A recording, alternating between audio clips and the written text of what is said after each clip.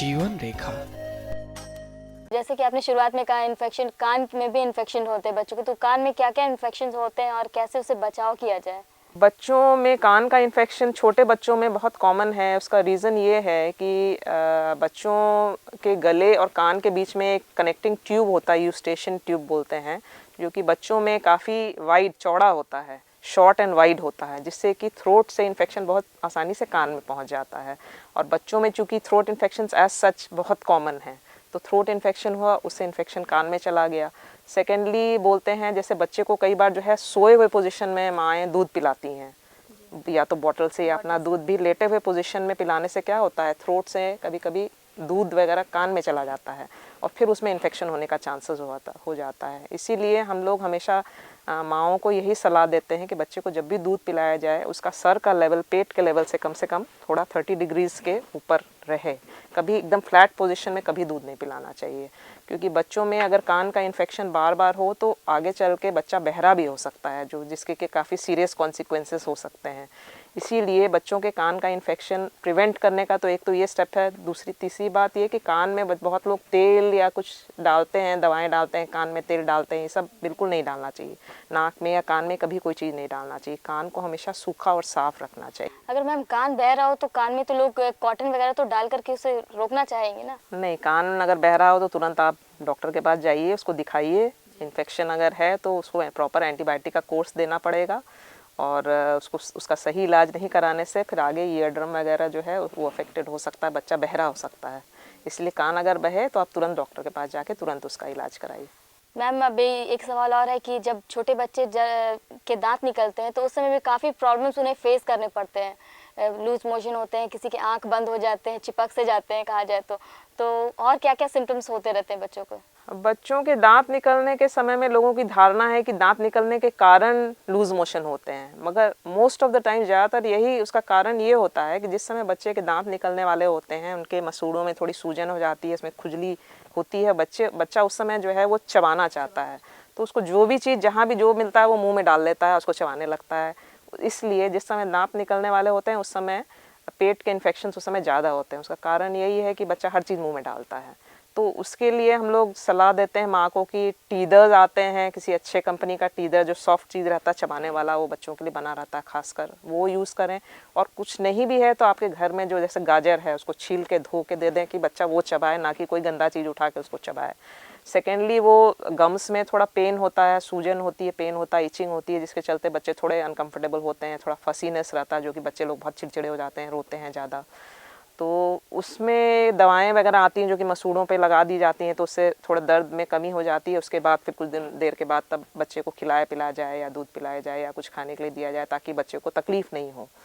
और जनरली ये problems transient रहता है, एक बार दांत निकल जाता है फिर वो प्रॉब्लम ठीक हो जाता है।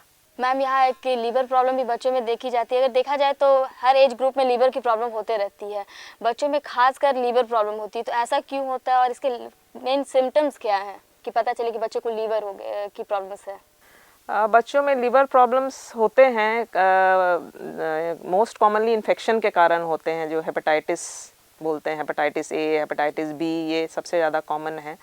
तो उसका कारण होता है हेपेटाइटिस बी जैसे होता है, ये तो खून के द्वारा बच्चों में इन्फेक्शन होता है। तो कई बार ऐसा होता है कि अगर मदर, बच्चे की माँ जो है, गर्भ धारण के समय अगर माँ को हेपेटाइटिस बी है, इन्फेक्शन कैरियर है माँ अगर, तो डायरेक्टली मदर से बच्चे को इन्फेक्शन ट्रांसमिट हो सकता है, जो कि वर्टिकल ट्रांसमिशन हम लोग बोलते हैं। तो इसीलिए आजकल जिस समय भी प्रेग्नेंट वीमेन रहती है उनके जो जांच करवाते हैं उसमें हेपेटाइटिस बी का भी जांच करवा के देखा जाता है, ताकि बच्चा जब पैदा हो तो उसको तुरंत उसका जांच करके देखा जाए कि उसको इन्फेक्शन है कि नहीं, और पैदा होते साथ ही बच्चे को उसका उपाय, उसको बचाव के लिए हेपेटाइटिस बी का टीका भी दे दिया जाए, ताकि बच्चा जो है वो हेपेटाइटिस बी से सफ़र नहीं करे। क्योंकि हेपेटाइटिस बी बहुत ही सीरियस टाइप का इन्फेक्शन होता है लीवर का, जिसमें आगे चल के बच्चे को लीवर का कैंसर भी हो सकता है। और इसके अलावा जब बच्चे थोड़े बड़े हो जाते हैं, जब उनको बाहर का खाना पीना दिया जाता है, तो चूँकि हेपेटाइटिस ए जो होता है वो खाने और पानी से ट्रांसमिट होता है इन्फेक्शन, ये वायरल इन्फेक्शन होता है और वो खाने और पीने से ट्रांसमिट होता है।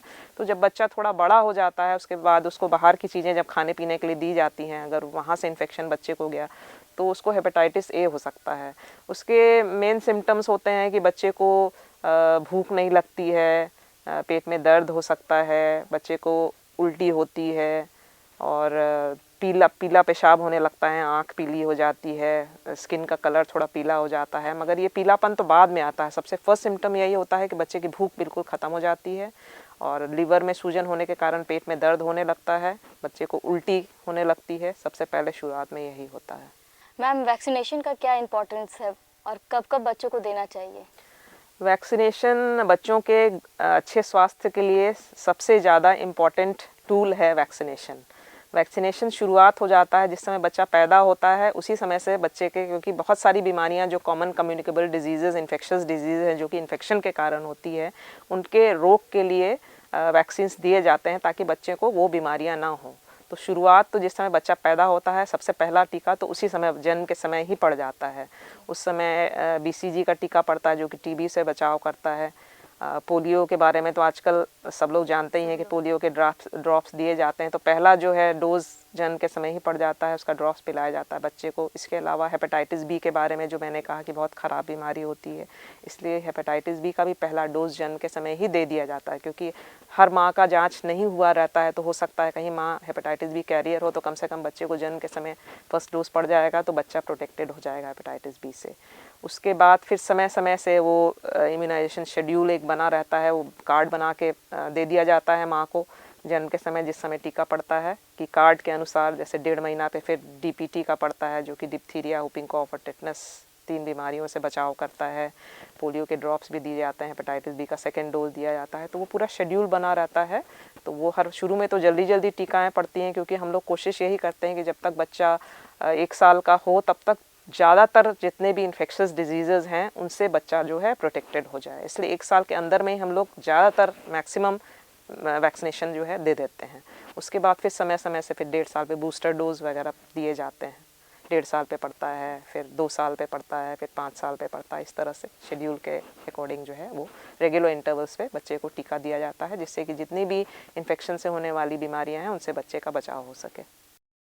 Like and subscribe.